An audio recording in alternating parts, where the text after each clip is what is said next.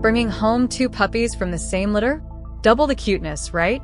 But wait, have you heard of Littermate syndrome? And do all sibling puppies get it?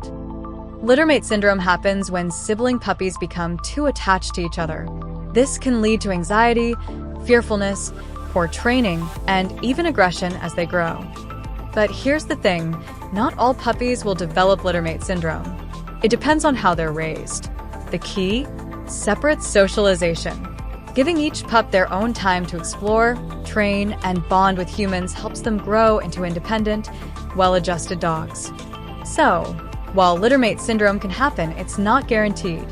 With the right training and care, two pups can grow up to be best friends and well-behaved companions. Have you raised sibling puppies? Share your experience in the comments. And don't forget to like and subscribe for more puppy tips.